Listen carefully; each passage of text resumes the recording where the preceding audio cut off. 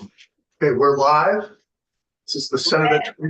This is the Senate Education Committee in a joint hearing with the Senate Finance Committee, April 17th. A little bit after 4:30, we have with us Dr.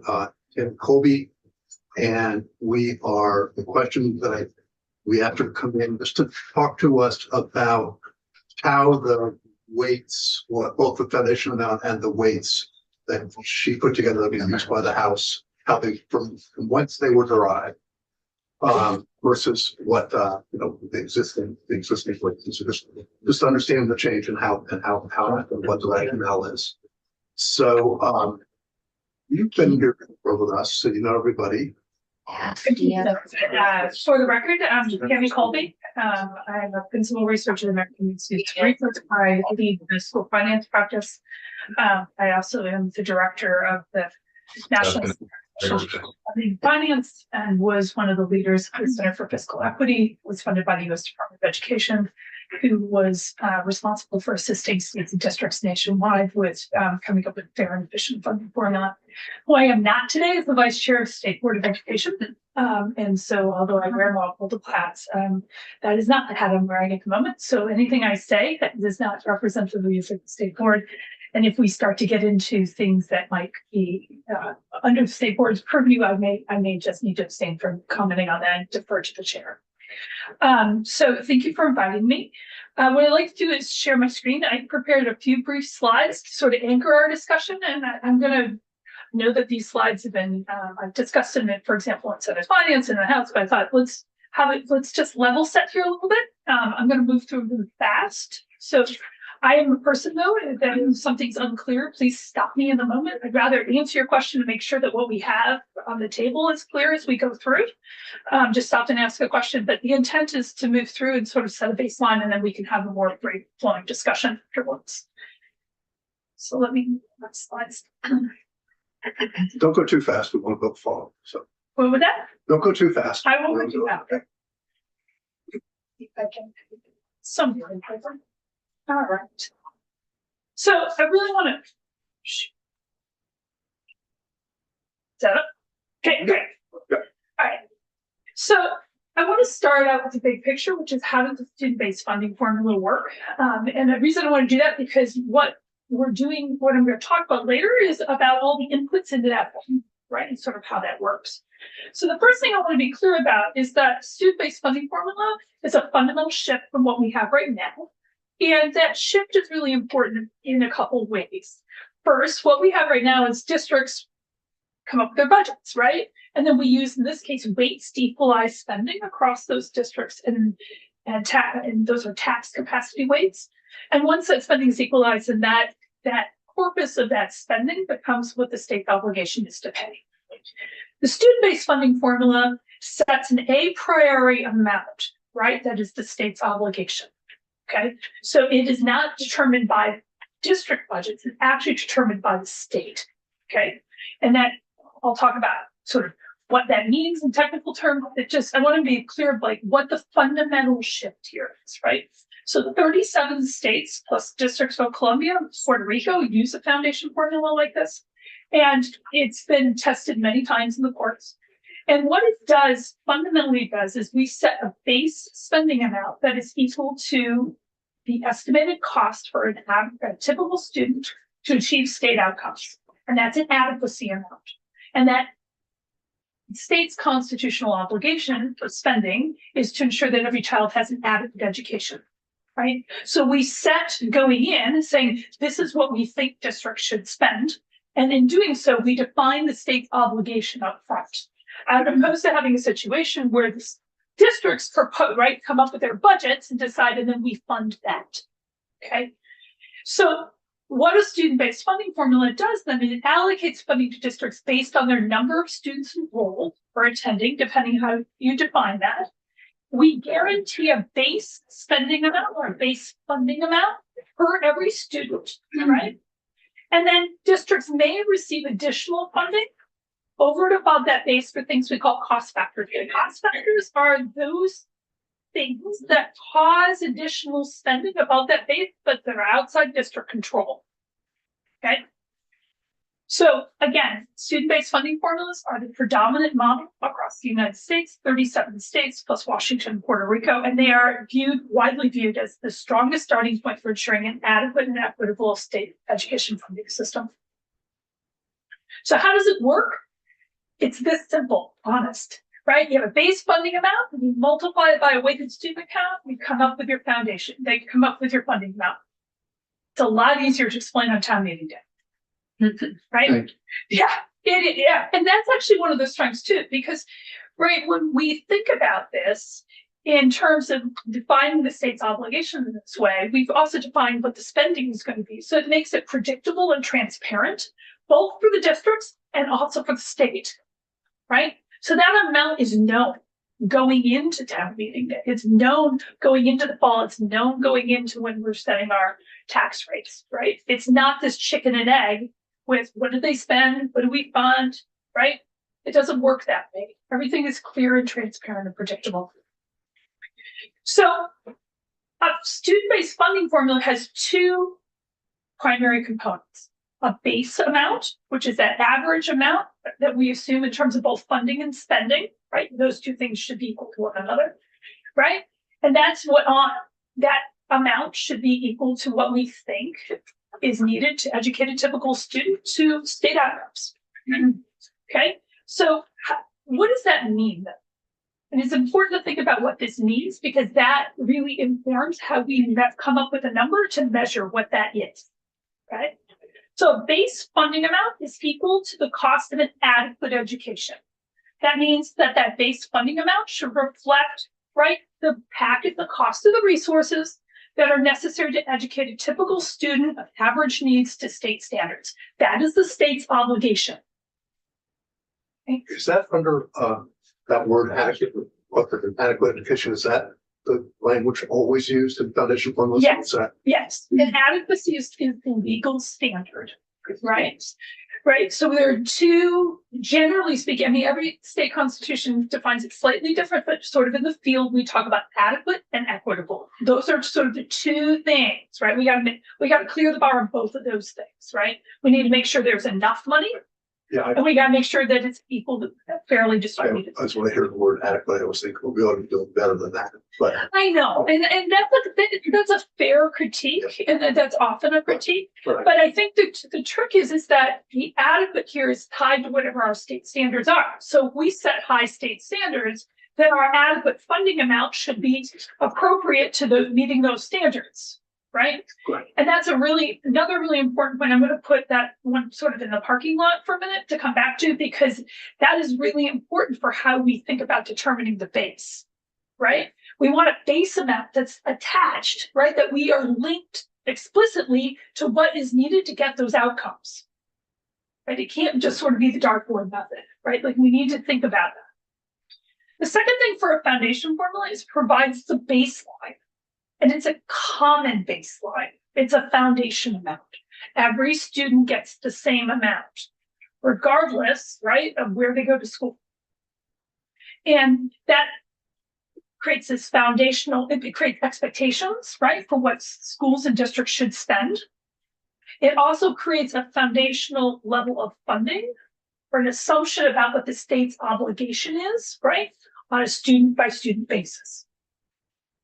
It also is a foundation because it's the foundation on which we build any other cost adjustments.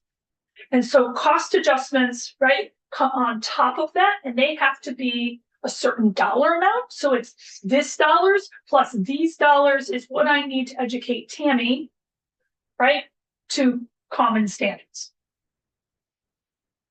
Let me stop there. Okay. So then, what should be included in a base? So there are things that are included in a base and things that are not included in a base. The easiest way to think about a base conceptually is this is the operating, these are the dollars, these are the dollars that buy the resources to educate a student to standards. So that's the typical general education curriculum, including educator compensation and instructional materials, their benefits, right? All of those things. Any academic and non-academic enrichment, including extracurriculars and opportunities are available to all students. It's common, right? Student support services that are available to all students as a part of a district or school's general education program, counseling services, school nurses, transportation and food services that are commonly available, and any operating expenses for district school that include administration and facilities that non-capital and debt service. And I can talk a little bit more about that. That would be helpful. The piece about transportation seems really important because it sounds like that's built into your foundation formula, but when we compare it to the proposal we received from AOE, it was its own really big line item. So right now in Vermont, we have a categorical grant program for transportation. Okay. And there are good reasons that we operate a categorical grant program for transportation in Vermont. In many states, they don't, but in Vermont, we do. And part of that is one, no district's required to provide transportation. So not all districts do. Two, the transportation costs can vary considerably across districts, right? Based on geography, number of schools, right? Number of students. And so it's very difficult to come up with what would be sort of a uniform unit cost per child by district. And so we have a categorical grant program where the districts take on 50% and the state takes on the other half, and that's one of our equalization mechanisms. So a key decision, and I'll come down to it at the end, will be whether or not to include, how do we account for transportation fairly in the base in this state? So if I've got a list of policy considerations. And one of the other things, and I took the slide out, but I do want to make let me make this other point now. Just because 37 states have foundation formula, that's a framework. They're all different, right? They're like, I always say they're like apples. So like they're all apples, but they're a little different varieties. So there are policy decisions that you all need to make, right? And I'll lay out some of those at the end. Transportation is one of them. Let me come back to the capital and debt service though. So most states operate separate construction programs outside of this, because if you can think about it, if you fold capital and debt service into the base, right, and we have very different facilities needs, it's really tough to make that, to equalize that in a way that makes sense across all districts. So that program, generally operates outside. I think that I remember one of the senators when I presented this last week to Senate Finance raised, well, what would we do? We've got some districts now that would be something that would need to be handled in a transition plan, right? If we move from our existing formula to a new formula, because we do have districts that have capital and debt service right now.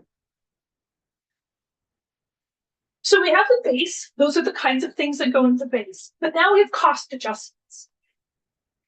And cost adjustments are those things, right, that affect the level of spending for a particular student to attain an outcome, right, that are outside the control of the school district. Cost adjustments should not be for differences in the educational costs that are the result of preferences for higher spending. Okay, so we don't wait or we don't provide categorical grants, which are both different mechanisms we can use to handle cost adjustments for just any old thing, right? Cost adjustments don't pay for indoor tracks, right? What cost adjustments pay for are those additional costs of, for example, providing special education services to a student, right? They're above and beyond the base. Those to a large extent are outside of the district's control. Right now, in our existing tax capacity formula, right, we have cost adjustments, and those are our weights. And we have weights for student economic disadvantage, English learner status, student grade levels, school size, and population density. In a foundation formula, I sort of prefaced this before, right? We have tax capacity weights. When we move to a foundation or student-based funding formula, right, the weights, or they can be categorical grants, they generate a specific amount of additional funding. Our tax capacity weights now just adjust for differences in spending. These actually, right, these cost adjustments as student-based funding form generate additional dollars. Okay. And so if we use weights, those dollars are, right, that proportion, that multiplier is relative to a particular base. So weights cannot stand alone, right? They're always relative to some base. So if a base of 10,000, right, and I have an additional cost for a student being 5,000, the weight's going to be X. If I have a base of 15,000 and the additional cost is 5,000, I have a weight of Y, right? It's always relative because these are multipliers. But the multiplier, unlike what we do now, actually is intended to generate a specific additional dollar amount. And again, cost adjustments can be incorporated in different ways in a formula. Weights are sort of the predominant approach, but we also can think about having categorical grants because they generate, right, an additional dollar value. Yes. This might be where I was just talking to the chair about this, and it's something that I feel like I've grappled with for a long, long time.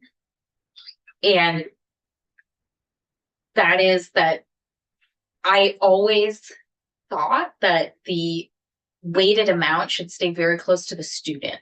Mm-hmm. So let's say, I use the example of, let's say there was a district that was Chittenden County. Okay. And you have a high concentration of your English learners in Winooski. Mm-hmm. But the weighted dollars get sort of spread around the whole county. Granted, I trust most of our superintendents and school boards to make good decisions, but do many states put something into their policy language so that those dollars stay close to the students who need them? So I think, let me answer this a couple different ways. First of all, we call it a student-based funding formula because the dollars are tied to students now, right? And that's really important when we have school choice, by the way, right? Because dollars follow students, and that's how it works with charters and vouchers in other states. Mm-hmm. So the sort of conceptual framing going right in is we're not talking about spending, we're talking about dollars and students right from the outset. Yes. Can policymakers put conditions on dollars? Yes, they can. It's harder to do with weights than it is with categorical grants. Okay. Right. So weights generate a pot of money. Categorical grants, you can put more conditions on. Okay, so you can't. So, for example, and I'm gonna. I don't know if she's Senator Hardy's right. Yeah. I feel like I know. I got your back. And I would encourage you to talk with her more about this. But the task force a few years ago thought a lot about categorical grants, and I mean there are trade-offs with this, right? We also know that categorical grants, money's not nearly as fungible, right? And maybe if we don't want money to be fungible, that's a good reason to have categorical grants. But there are additional administrative costs and burden that come with them. Right. I just didn't know if there's a halfway point in between where you could say, like, I wouldn't want us to have relatively large districts where it no longer seems like a direct benefit is going to those students. I mean, the other way to handle this is in regulation, and we do have, district quality standards and the educational quality standards in the state that provide a framework, right, for the Agency of Education to go in and monitor and talk about these things, right? And we do, for example, with English language learners, we have Title III and federal, right? There's some federal guardrails on things like that. But those are in your menu of policy options. Okay, right? You have those options. Am I allowed to speak since I am technically in that committee that is? If you have a question. Okay, that'd be great. Sort of a question / comment.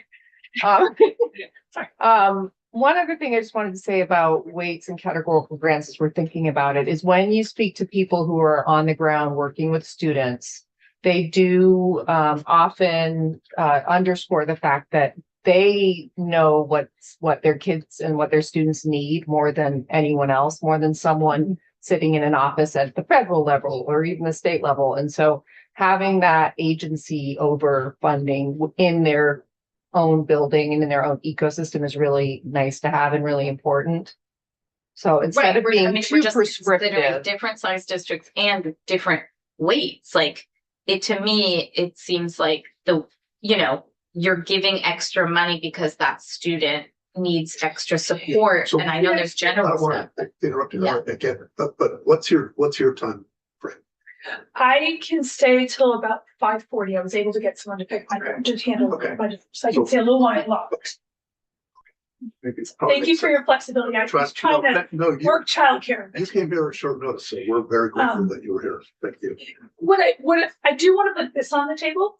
we have to be a little bit careful with starting to sort of create really tight guardrails around certain kinds of money, because some of those dollars have fixed costs and some of them have variable costs, right? And so if you make everything so rigid, then some of those fixed costs, if you make everything so rigid, so it's just about a particular student, right? Because remember, these adjustments are all on average, right? And there's also some fixed and variable costs. But do you have some policy discretion here between weights and categorical? Yes, you do. And categorical funding is typically the most effective way, right? Of if you want to put guardrails on spending, that you can do that. Okay. I do want to bring this up because I know this has come up in other contexts. We have to be careful about comparing base amounts and weights used in other states, right? And I know that's come up in a number of conversations, and I just want to reaffirm sort of why we have to be careful about that. Different states, different costs, right? States vary in terms of their outcome goals. On average, Vermont has higher outcome goals for its students than many states, right? We have different governance structure, labor markets, all those things, right? And we also know that states update their bases and their weights at different intervals. Second, states apply weights differently in their formula. They can be additive or multiplicative. You don't know just by looking at a weight whether it's additive or multiplicative. Third, right? Remember I talked about that we've got a difference between the weight is relative to a base. When you look at a weight, you don't know what the base is, right? And so the weight is relative to a base. And then the fourth one is always the elephant in the corner, which is politics, which you all know better than I do.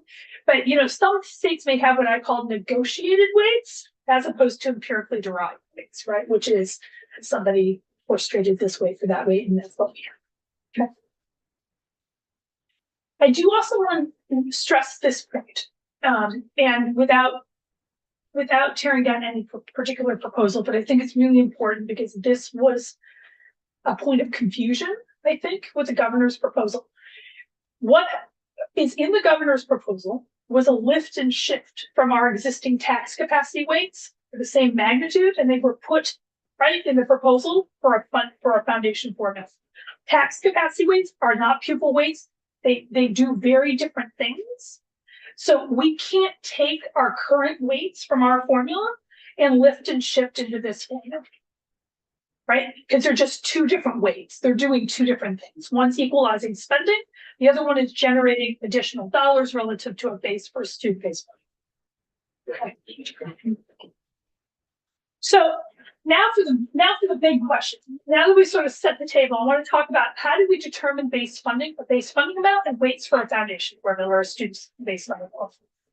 There are three general approaches used by reputable contractors and researchers in the field. One is professional judgment panel.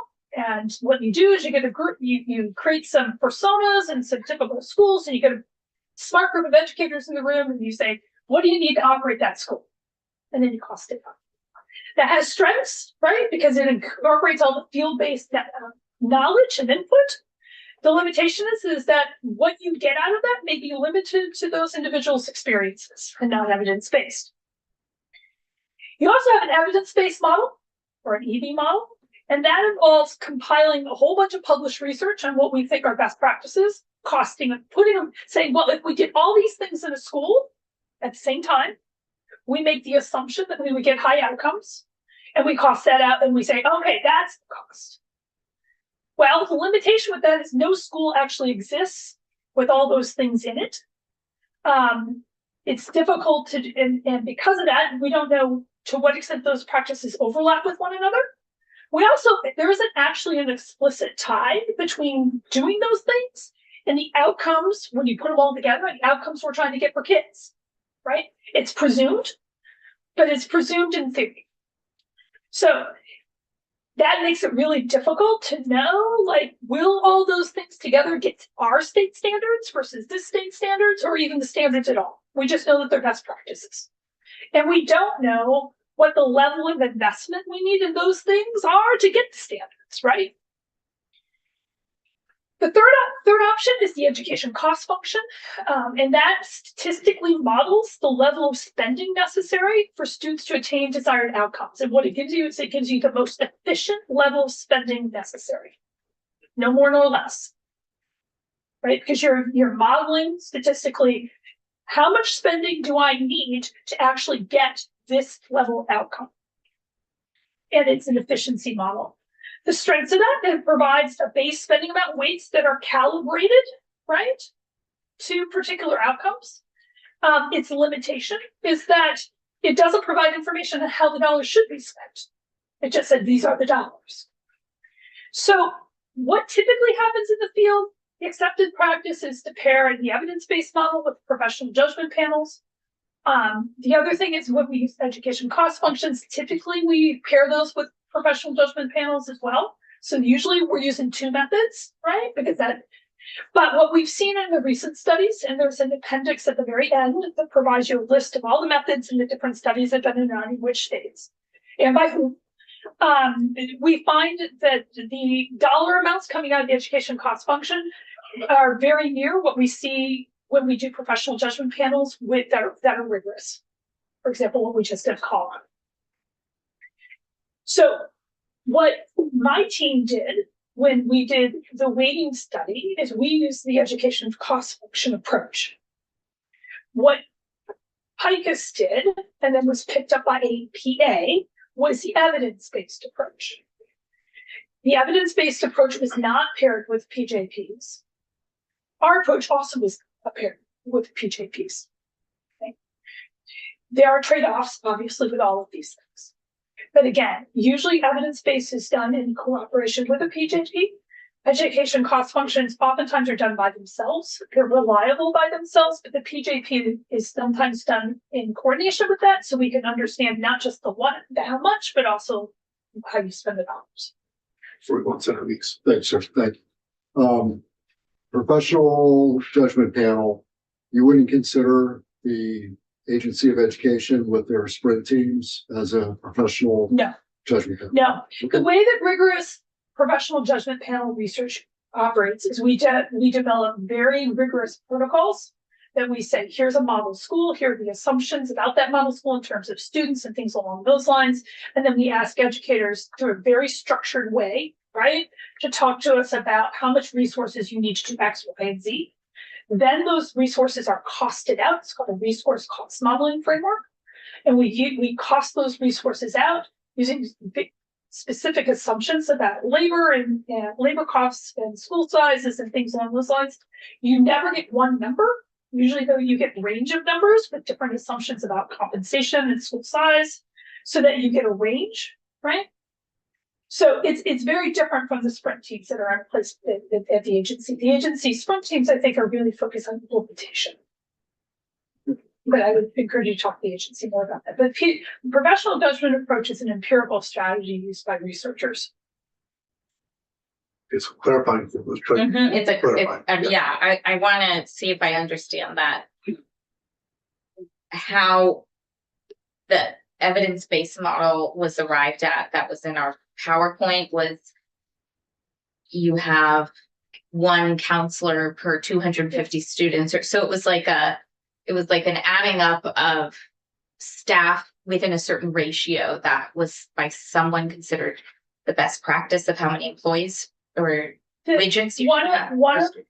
So the evidence, I like to talk about strengths and limitations. Yeah. Okay, there's no perfect way of doing this, and y'all would be upset with me if I said there was, right? Like there are strengths and limitations, and we need to understand what those are. The evidence-based model, right? Again, you say these are the practices and we cost them out. There are a bunch of assumptions that are made, and everybody has to agree on what those assumptions are, right? Because those are the inputs to your model. What the education cost function does is it takes actual spending and it models it against outcomes and says, what is the most efficient spending level to get outcomes in a current governance and school structure? And I'm sorry if I missed this, but the study, and then however we truly stay to it, Act 127, which one was that? We use the education cost function. Okay. But do you approach it differently if you're doing a tax capacity model? That's a good segue. Can I put that in the parking lot? I have a slide on that. I didn't want to go there until I was clear, make sure, does everybody understand the different approaches and understand clearly? Again, there's a table at the back of the slides where I actually lay out trade-offs and studies and things along those lines for you as well. So again, what the education cost function uses for assumptions is very different than the evidence-based approach that was used for the estimation. Okay, those two really different assumptions here, right? In the education cost function, the base spending amount is estimated using the statistical model, and that is the most efficient level of spending necessary to obtain outcomes. And it includes all district and school spending in the models, except for federal dollars and capital. The evidence-based, right, reflects the spending for the resources needed to implement identified these evidence-based practices using a certain set of assumptions that are stated, right, for a prototypical district or school that may or may not exist in reality. And that doesn't mean it's wrong. It just says, like, we just need to be clear why, because I understand that you may be seeing very different numbers, and I want you to understand why those numbers might be different, okay? And the base spending amount from the evidence-based approach depends on the assumptions made about the resources needed. Whereas the education cost function approach, right, is using actual spending and statistical models to figure out the most efficient spending level. Okay, those are you're coming at this from two really different perspectives. So one's based on actual spending, the other one's based on these assumptions. Okay. So, Question. So a quick question, Yeah. going back to one slide. sure. The, Which slide? This one? no, Okay. so accepting federal dollars, Mhm. isn't it like a third of our education costs are Yeah. federally derived? And why isn't that part of the, because my understanding is those federal dollars are equal across all schools. They're based on grants and different Okay. programs. It's a great question, especially in the environment in which we're operating now. And so, first of all, what we're modeling is the state's obligation, right? So that base spending amount is the state's funding obligation. So we are not modeling in the base federal dollars because we're defining the state's obligation. It's the first thing. Second, there are very few federal dollars in a base anyway, because those dollars are categorical and they're for special programs, right? For additional student needs. We modeled, and I'll come to this in a minute, we modeled what the weights would be if we lost federal dollars, because then presumably the state would need to make up those dollars. And I have that model for you. It's also described in a lot of detail in the memo that we wrote that accompanied sort of the numbers. So can I ask, so are the federal dollars also though reflected in the different weights that you've derived? The You know, federal for dollars are example, not in the weights. Question.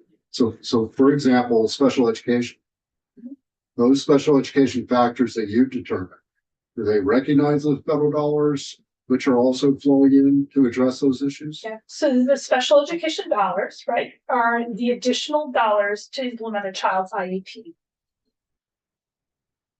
And that's it. Yes. Thank you. So, All right. So for the Vermont study of pupil weighting, and this comes to your question, just pulling that one back out of the parking lot, right? Is we use the education cost function approach. It had 3 pieces to it. The first 2 pieces are the pieces we use in almost every other state when we do this work for foundation partner. We did a third step, which converted those things to tax capacity weights. So the underlying models are exactly the same. We just had to take a third step in this state to develop tax capacity weights. And so the first thing we do is we figure out what the cost factors are. Then we determine what the spending amount is for an average student, right?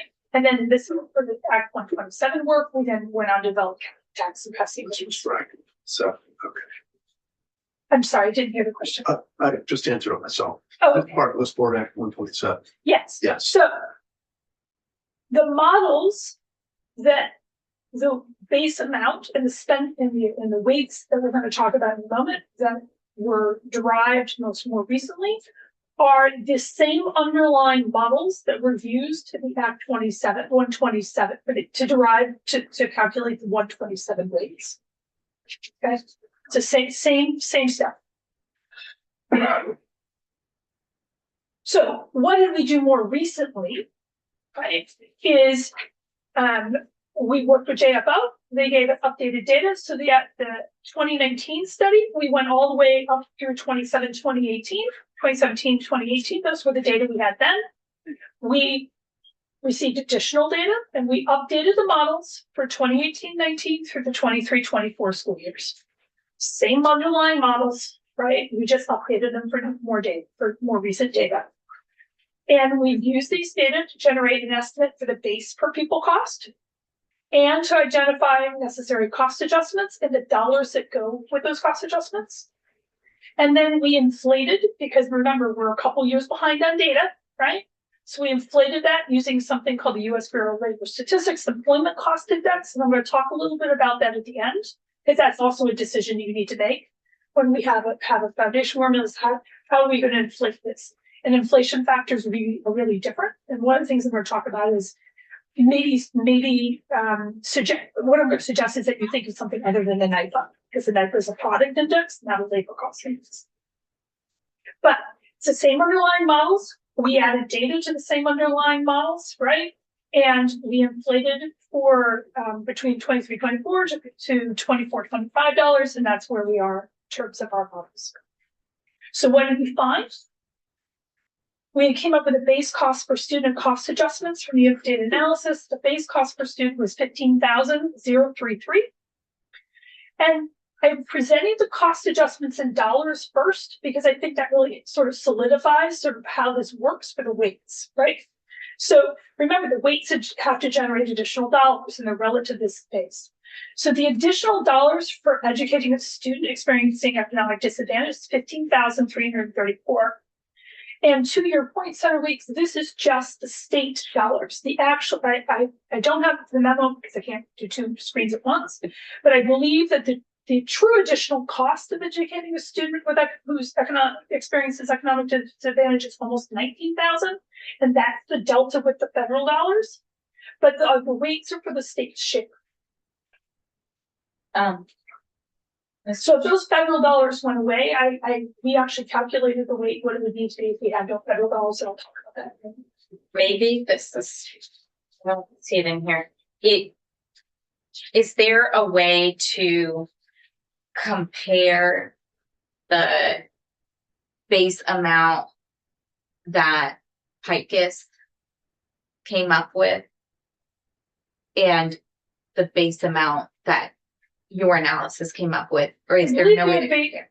Well, I mean, their base amount is 12,300.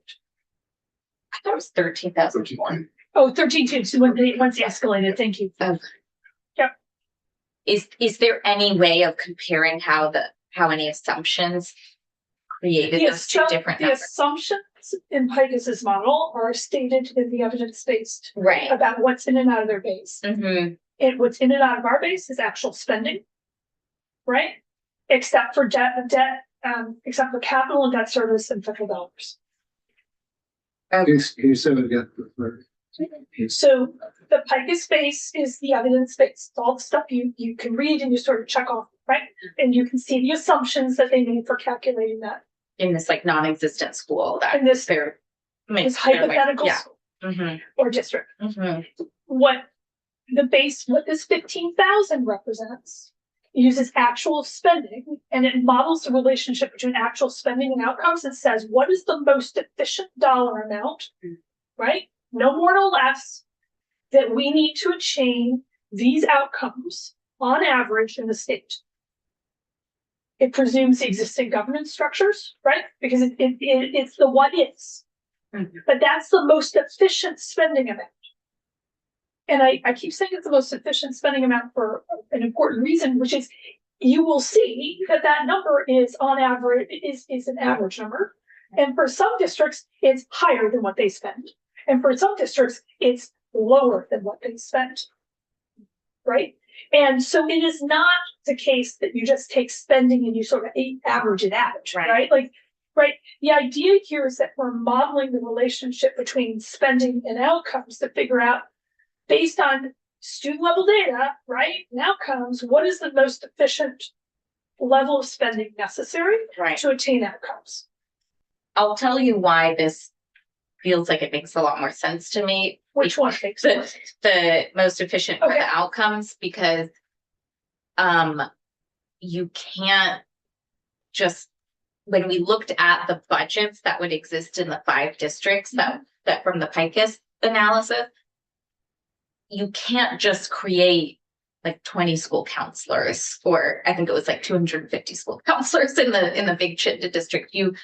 I'm trying to make sure I understand, So- like, this is saying, Vermont's unique and each county's unique. And, what it costs per student in the Northeast Kingdom is never going to look the same as the cost per student in Chittenden County in a clean way where you can say, oh, you just add a little bit because they're rural.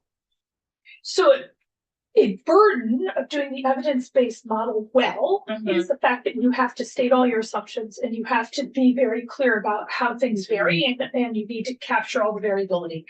And that I call that a burden because it's a lot of work to do that. Right.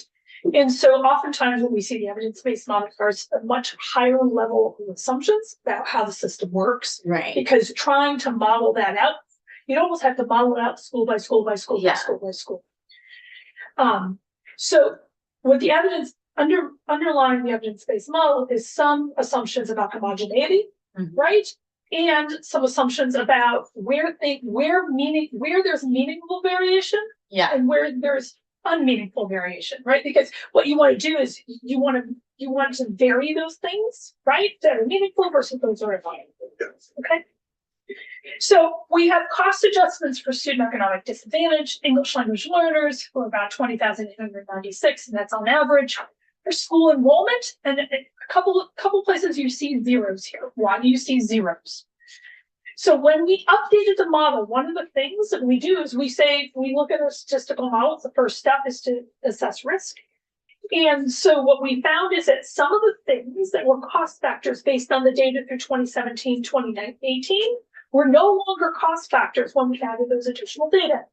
And that's part of the reason that we need to frequently update our school funding formula because things on the ground change, right?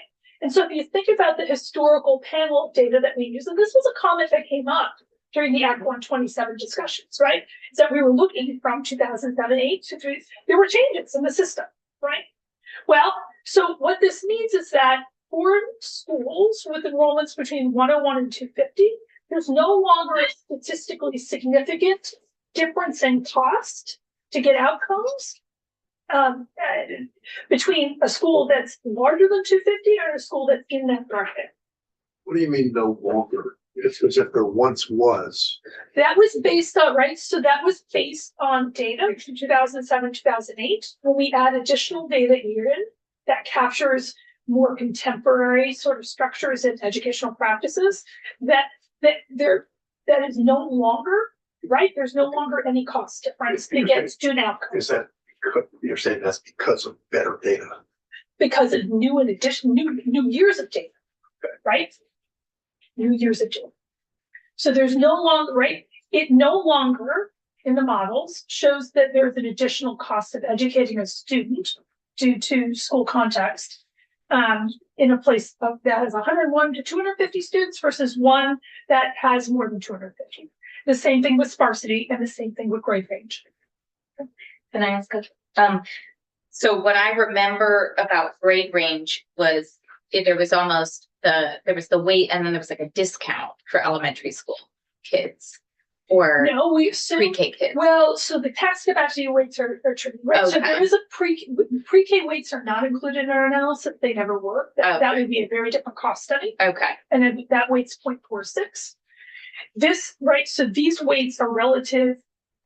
These weights that you see here are relative to a base. And what we're saying here is that base, on average, for a student, a typical student with average needs and average context, right?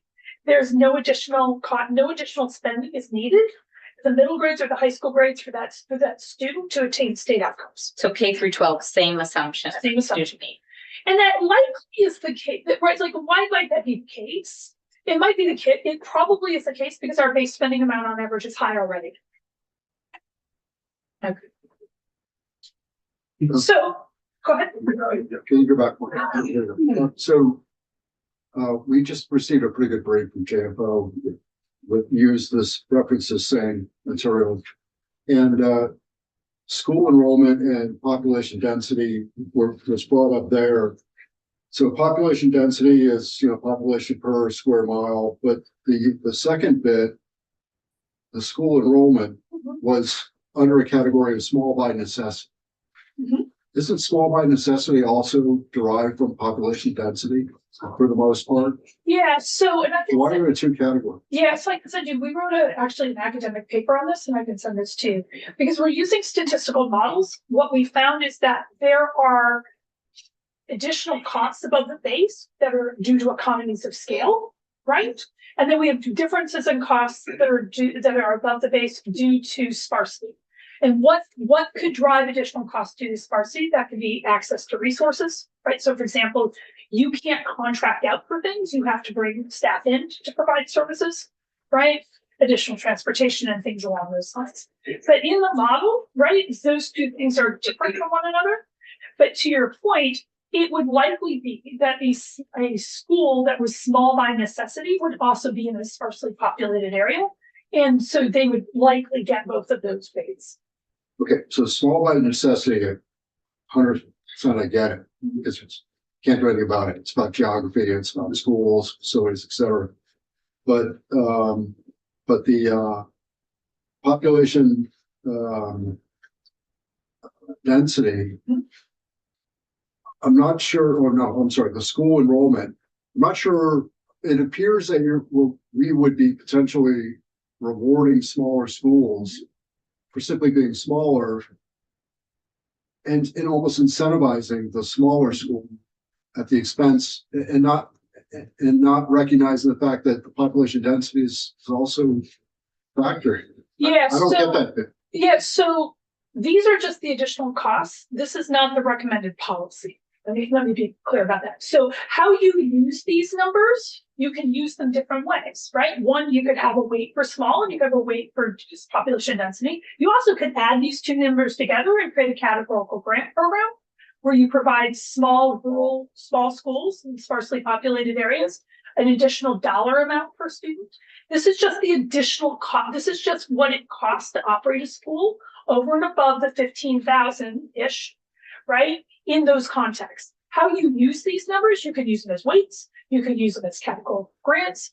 And if you had a categorical grant program, and that was actually in some slides that presented ways and means, right? One option would be have a categorical grant program where you put qualifiers on receiving those dollars on other kinds of things that basically looked at whether or not this was a small school by necessity operating in a geographic extent. Let's make sure we get through the slides here. Yeah. So how do you use all these numbers? Well, you sort of can plug them all in, and the base funding amount is 15,000. If you take those dollars and you compare them to the base, that's how you come up with the weights. It's pretty much that straightforward. So remember, the weights are relative to the base. Now, I want to talk about English learners, though. English learners, that's an average weight. There was a second study that was done in 2024, because one of the concerns is that on average, right, may not be the right number for any one student, especially for English learners where we have a wide variety, right, of English language proficiency. And so what we did in that study is we found what the additional cost is for a student at these different, what they call regional language proficiency levels. This is just basically sort of your command of the English language. And these levels are assessed periodically for students and they're reported to AOE.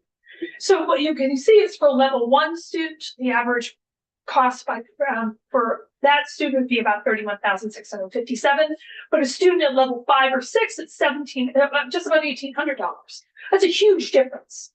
And so when we look at this average weight, right, that average weight isn't a good weight for any of these categories. Well, maybe level 2 or 3, right? But it's going to be off. And so one of the policy things you can consider is having weights that are tied to specific proficiency levels. And that might get back to what you were talking about in terms of being more precise. Mm-hmm. There's also a category called Newcomer's Life. These are students who are new Americans, and this is a category that's used in other kinds of research for English language learners. And that recognizes that those students have additional needs independent of just their language acquisition and what the additional costs of providing those services are. And there's a weight that would be independent for that. Right now, all of that spending is lumped into one weight, English learners, right? If we use the average weight versus you have the policy option here of being more precise and having weights that are more closely tied to need. Can I ask a question here?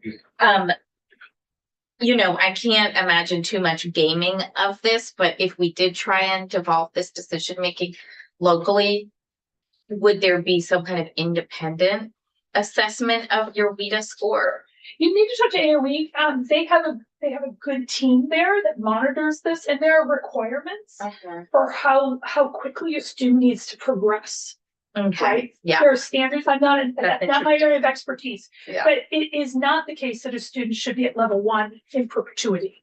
And there are accountability requirements that districts continue to move students through the progression and expectations. I think it's supposed to be 3 years to move through all the progressions, but you would need to talk to AOE. They're great and would be a good person to talk to. We have the same thing with special education, right? That the special education costs vary considerably according to student disability. There are 2 large national studies, and this is the cost of implementing a child's IEP. That's different than what we did for cost factors, right? Because we're obligated, the additional cost to a district is the services on the IEP. And so we have the U.S. Department of Education Special Education Expenditure Project. That's actually a study that I've run. It's the largest national study that looks at actual cost by disability category, had over 10,000 students in it nationwide. So these are average costs. Those numbers are in the process of being updated right now. So these numbers, what you see here reflects a study that's some years old, but have been inflated to current FY25 dollars. We also have the Ohio Special Education Cost Study. Ohio invested about $1.5 million a couple of years ago to actually go and do the same thing in Ohio. And they use a professional judgment approach there. And you'll see that these are the numbers that they came up with by disability category there. There's a lot of correspondence between what we call the low cost disability categories and the medium cost disability categories. There's a little bit difference between the high cost disability between the 2 studies and the high cost disabilities. And the rationale for that is that the sample size for some of those high cost disabilities is smaller. And so the point estimates may not be as precise. You can take those cost estimates and compare them to our base, and that gives you some weights. Right now, to your point on the federal IDA dollars are a little tricky to subtract out of these because not every district gets the same amount of dollars. And I can send that to you. I wrote a paper for bookings on this. The federal formula is really messed up, to be perfectly honest. And so districts do not receive the same amount of federal dollars per child with an IEP. States don't receive things. And so typically we are careful not to back out the dollars from these weights because it's so uneven. It's also on average only about 10%, but it still is the state and the local obligation to implement those IEPs, right? And so that's sort of the rationale for why sort of in most cases we don't do that. You have a few additional design considerations. Student transportation, tuition, students, career and tech, ed, and also sort of your inflation. And I mentioned the transportation before. A design consideration for you will be whether to continue the state's current transportation program or to fold this into the base.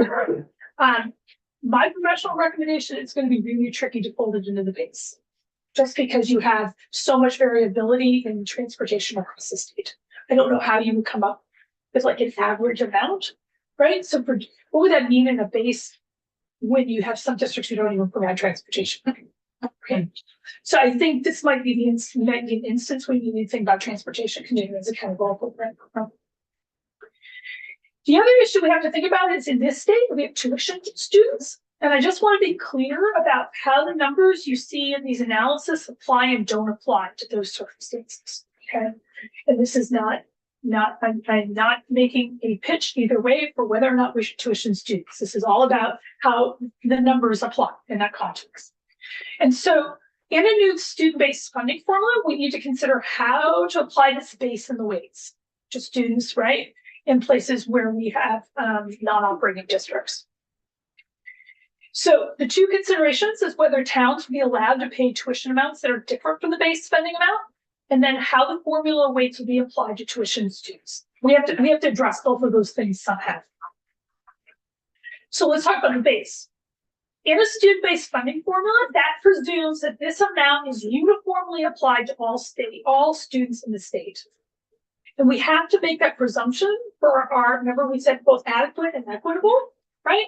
If we say, for example, that $15,000 is the most efficient dollar amount to be spent, right, to achieve outcomes, and that's the adequacy standard, then that has to be adequate for every student who's in the state, regardless, right?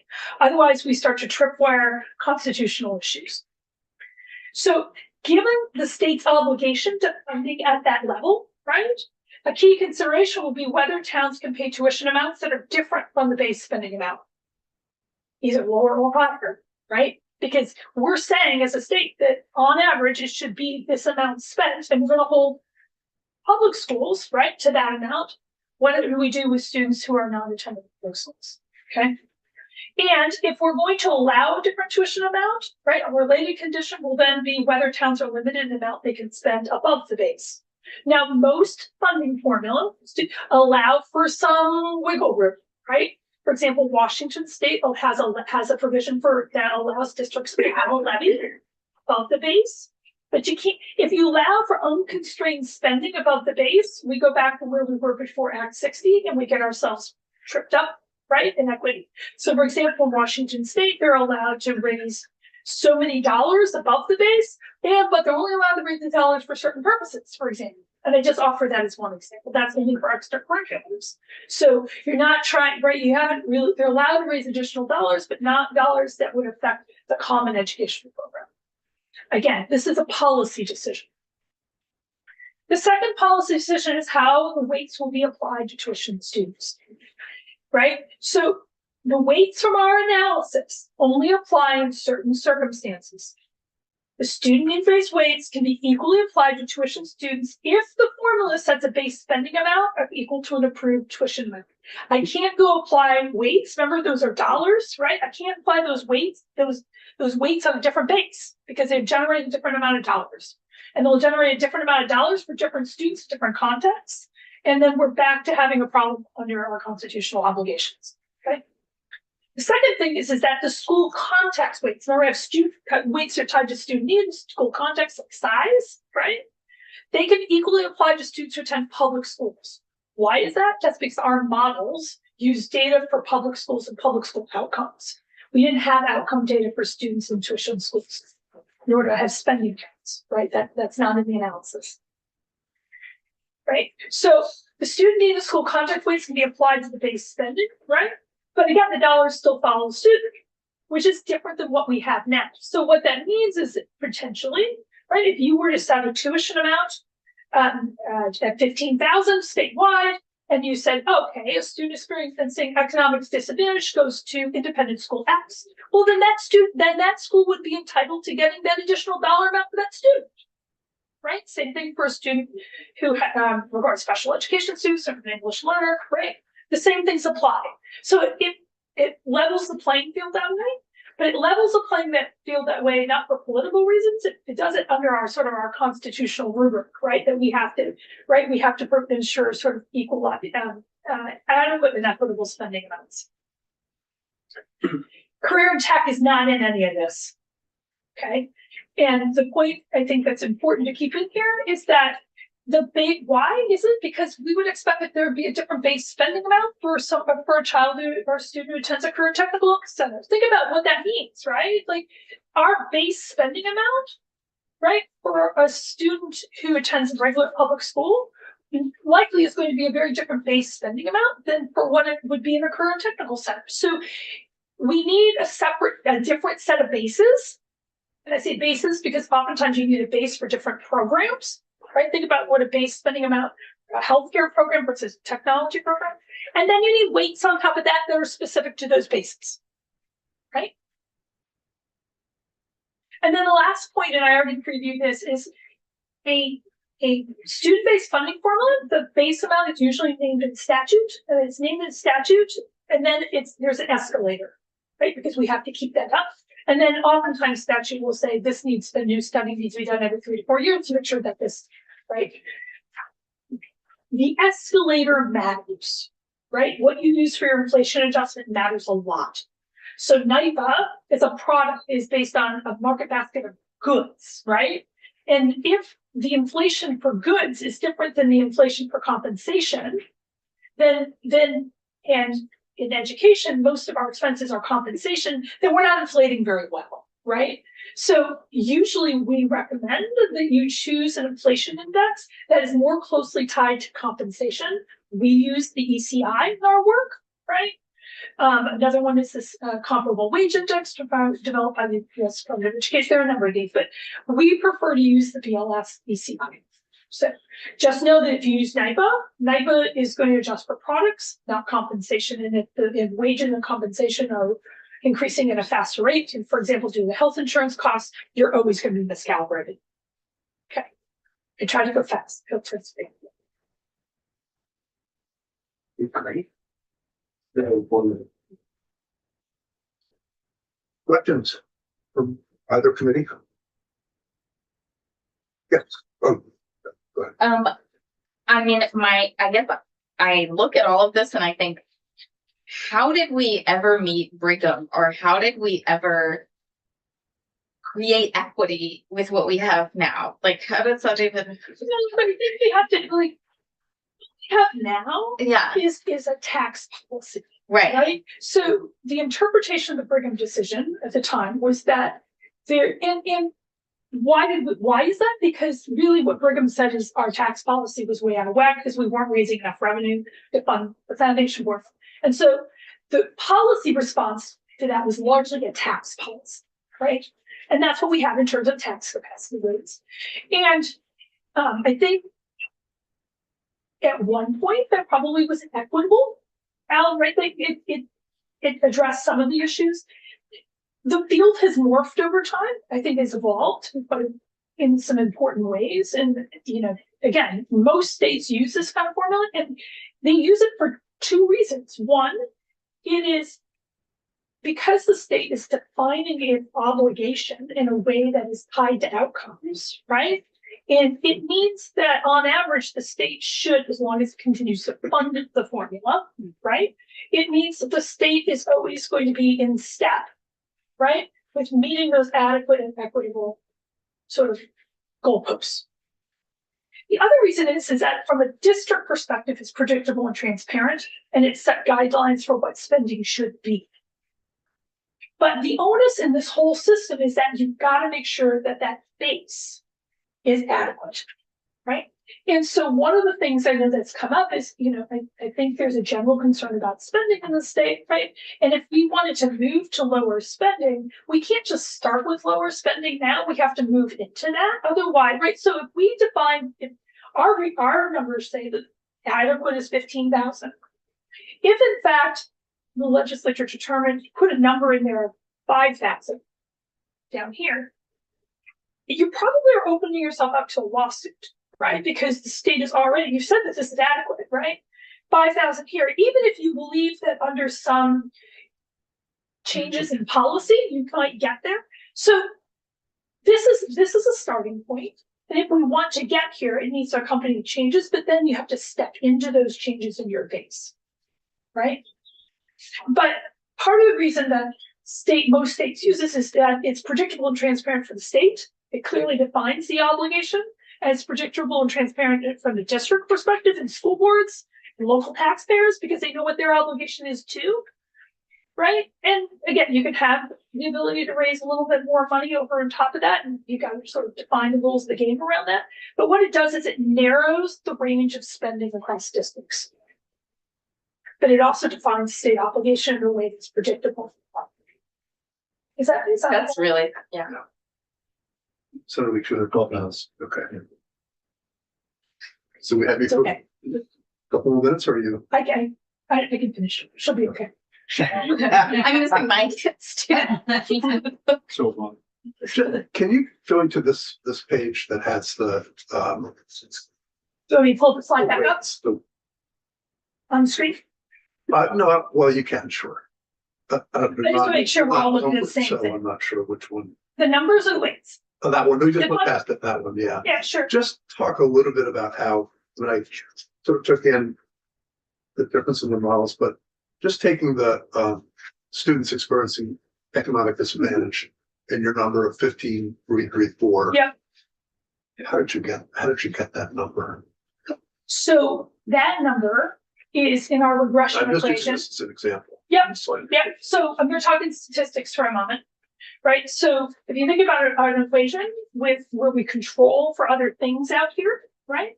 We get a constant, right, which is our base, and then the additional coefficients in the regression equation tell us the difference from that constant, right? So this is the additional spending over and above that base for a student with those characteristics to attain common outcomes.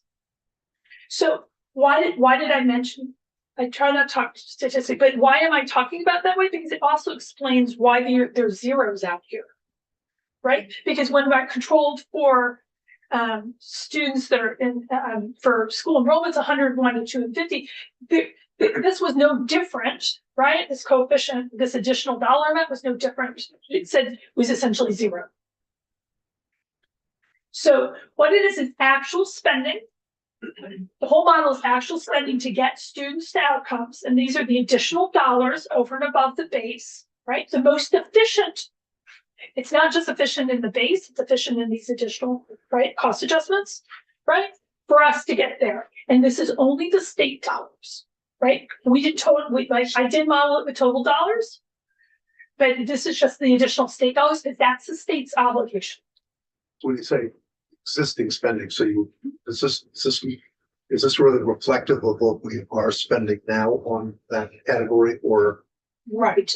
What this is we're using existing spending to look at the most efficient dollar amount necessary to be sort of the minimum dollar amount, right? Necessary to get outcomes on average for all students, and then the additional dollars necessary on average, right?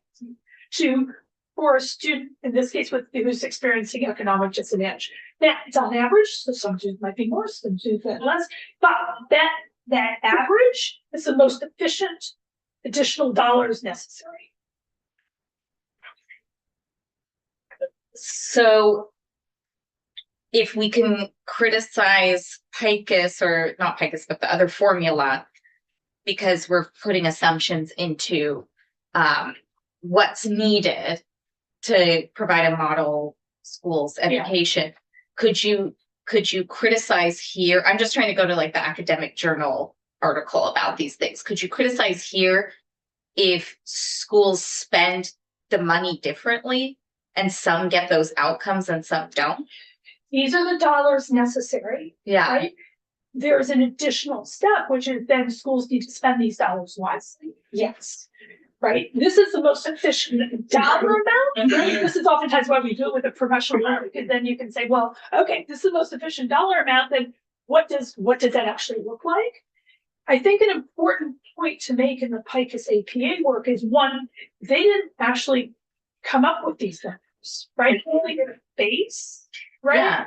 Okay. And they just have, and then in the governance transformation program plan, right? They lifted and shifted the weights from the existing tax capacity weights into that proposal.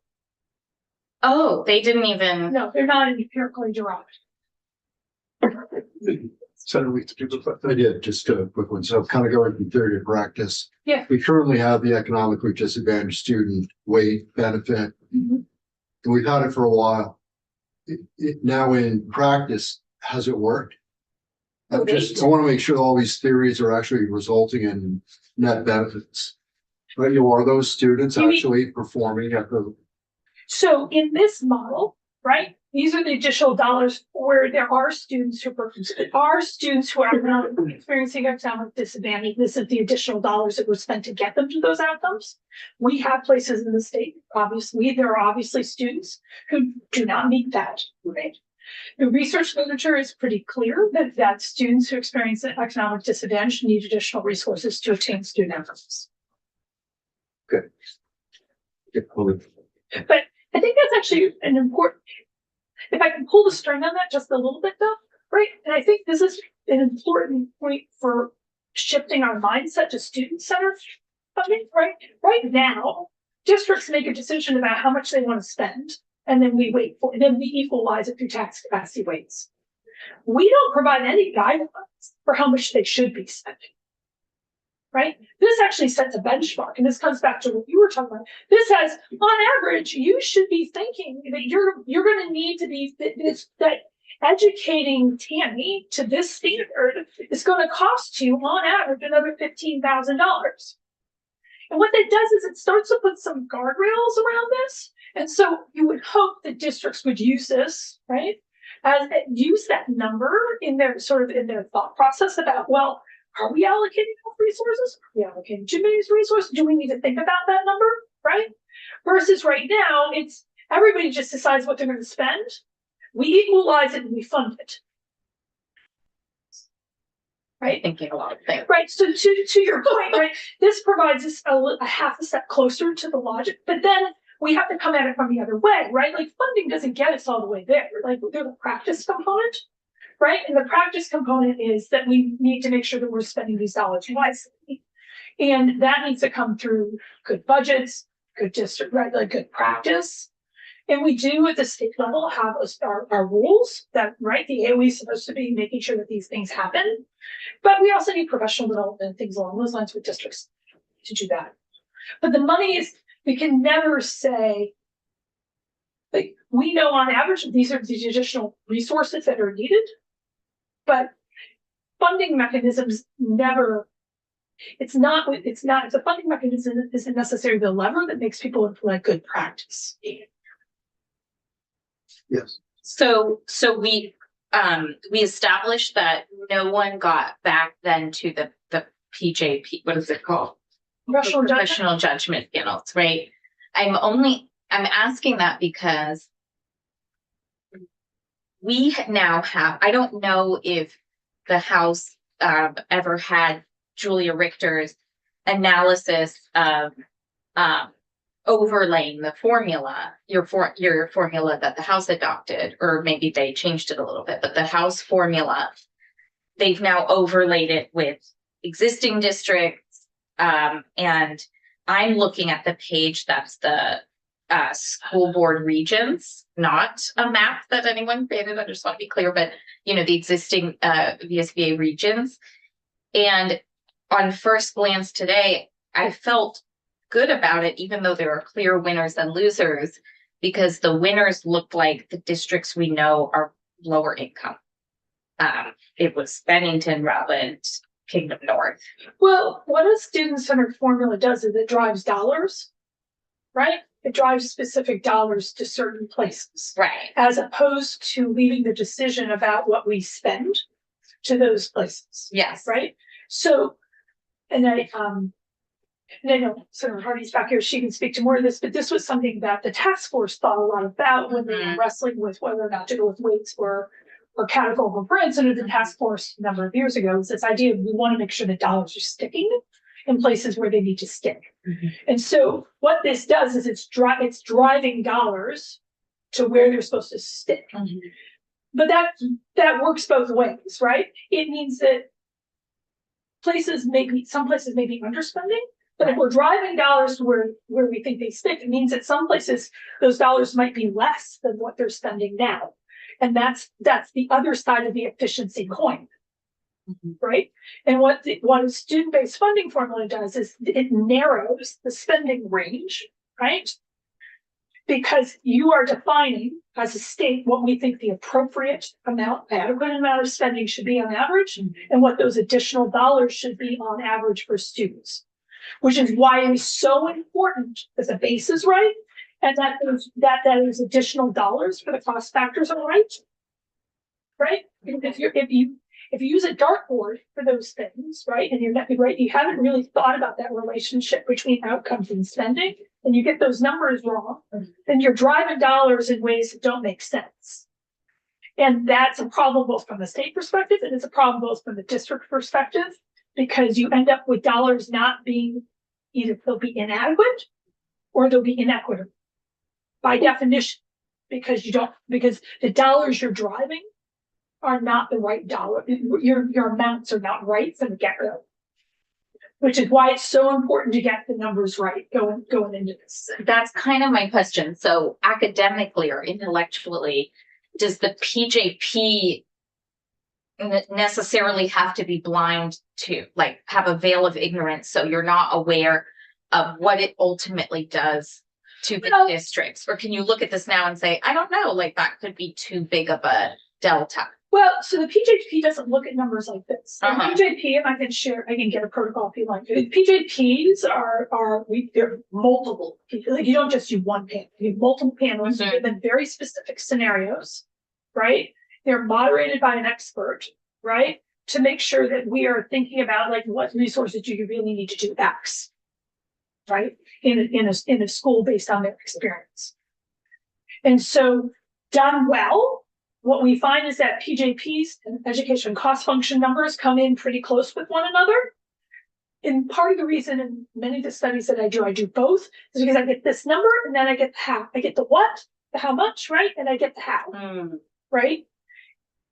That's the rationale. The rationale, done well, these numbers should, in fact, done well, all written numbers from all the approaches should line up, Right. right? Like they all should triangulate if you think about it. And so the issue is when they don't triangulate, we have to ask the question why. Mhm. And my assessment for why the numbers that are coming out of the education cost function are different from the numbers that we've seen out of the evidence-based model is the evidence-based model is making assumptions about a future state. Right? And that's not necessarily a problem, right? And there's assumptions made, right? Like, and with the evidence, like I said, the evidence-based assumption wins and loses on its assumptions, right? Right. But and so I think we have to be careful though that what we see in the evidence-based model that I've seen that's been circulated is that it's about some future state. Mhm. And there are assumptions in there that I think don't necessarily hold now. Maybe they're aspirational, but that's a problem for setting up, right? That's a problem for a starting point for a student-based funding formula because we would automatically be inadequately funding under the current model unless you think we can flip on a dime and hit all those assumptions on day one of the school year, which is an unrealistic assumption. Can we step into that? Sure, right? But the number that you see right now coming out is the what is, and it's a what is number that is the efficient level of spending, both of the base and also those increments to get students to outcomes. And for some places, that number will be lower than what they're spending. And for some people, that number is going to be higher than what they're spending. And the student-based funding formula will drive those dollars to those places. And then those places are going to have to make decisions about what they do. Is that helpful? Yes, what I'm feeling like is that is the concern I had already, which is that puts a lot of work on the district size to magically drive student outcomes differently if you're assuming that it's a model based on a 3,900 student district and that somehow creates an adequate number of staff. Well, I think we have to think about the numbers as meaning two different things. Yeah. And I want to be very careful about right and wrong. Mm-hmm. That's not what I'm saying. The 13,200 number represents something different than the $15,000 number. Yeah. Okay. $15,000 number is given what we have right now. This is the most efficient level of spending to get outcomes, Mhm. right? It is the adequate spending for the system we have. And even that, as I said, we're going to have some above and below, right? What the 13,000 number does is it says, hey, we would like things to look these ways. And so we've made these assumptions. And if these assumptions held, this would be an adequate number based on an evidence-based approach that says we have a hypothetical district or school to implement all this stuff. Right. And so that's why I was careful about comparing it because I think these are really apples and oranges. Yeah. And it doesn't make one right or I want to be clear. Right. I don't think one's right or wrong. Right. Right. I think we just have to be clear. Mm-hmm. What I would say though is that I would be very uncomfortable making a recommendation for a number like a 13,000 and placing that on our existing system, because I think what you see already is that number is likely inadequate. Right? That number presumes a lot of things that have yet to occur. Can you step into that number? Yes, you can. And you can do it in a very rational way and say, okay, we expect these things to occur. We expect this amount of discount. You could then walk in your base, right? This is spreadsheet math. You could do that. But if we're going to put a student-based funding formula in the next, 18 to 24 months, then that number feels very uncomfortable to me, because I don't think that number reflects the adequate level of spending for the system we have now. And as Senator Ron Pinsdale noted several times, also the buildings we have now. Construct, like we have to think about that over here, because the base doesn't include that. But, and again, it's not that one number is right or wrong. I think that these are really different things. And we have to think about what the starting point for formula needs to be. So question behind you from Senator Craig. It was mostly just a comment, just to remind folks from our very first hearings over in the other building where we first heard the evidence-based funding formula. And you might recall, unfortunately, Martine is not here, but you all heard me say that formula was plopping a new system on top of our current system and doing it in a way that didn't make sense and didn't account for the cost of our current system. And the cost-based formula that Tammy is presenting accounts for what it actually costs right now to run our schools to meet a certain standard. And the bill that is in front of us lays out a very, very rational timeline to get from here to there and implement the changes that are necessary in order to create a new school system that unfortunately people keep calling the future state. But that is what the bill does. It takes what we have right now and it has a very rational timeline to get to the next step. But I think also it would be up to this committee, if we were going to even use that model, to interrogate much further the assumptions that were made about what those districts have or need, right? Like, everyone looked at it and said, it feels like there's a lot missing of what students need in a school to be successful. I think what we have to take into account is that in this model, we're talking about total spending and it's the efficient, right? But it's not just, this is what people spend. Like, what we're talking about is this is based on modeling the relationship between spending and outcomes. This is the most efficient level of spending. And that's why it's below some places, right? And it's also why it's above some places, right?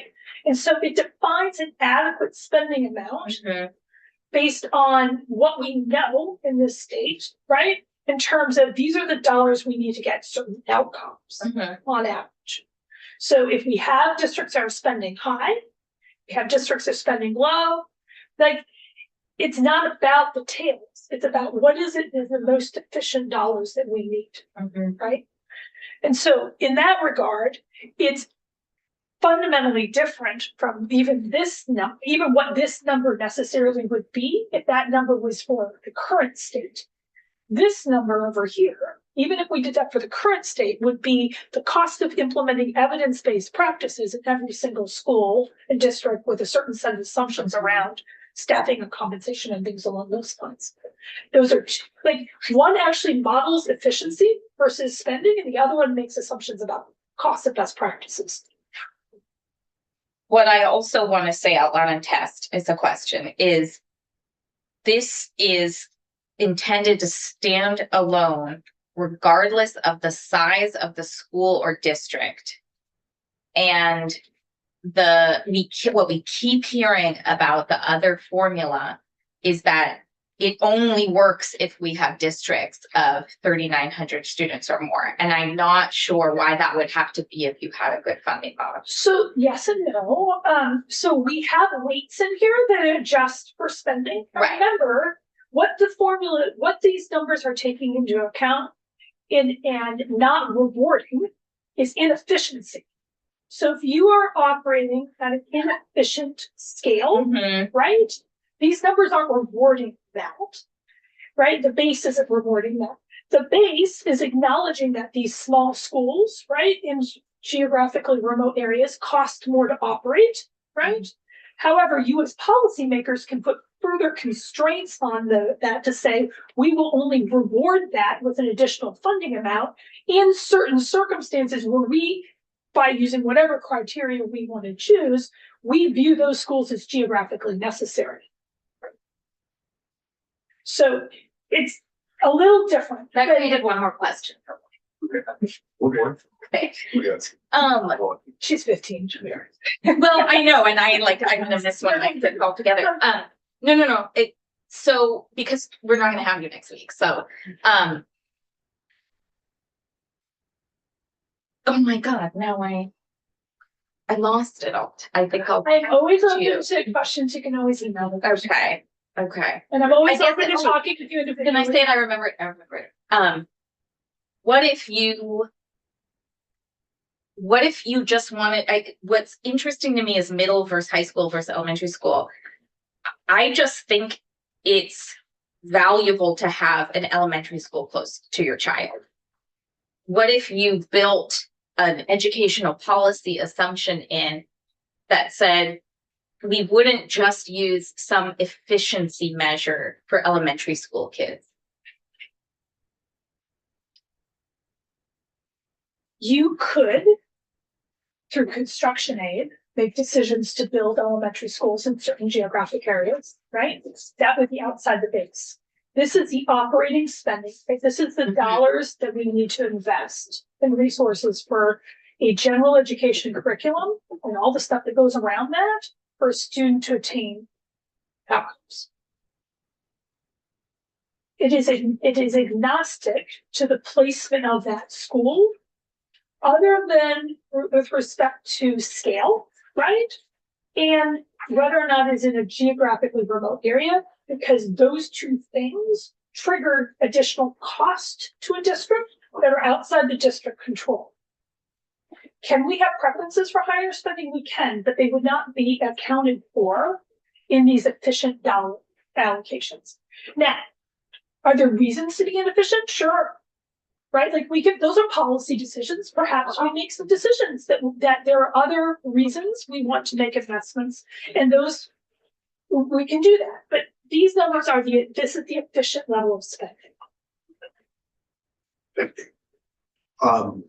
Thanks, everybody. Thank you, everyone. Very good. And happy to answer questions.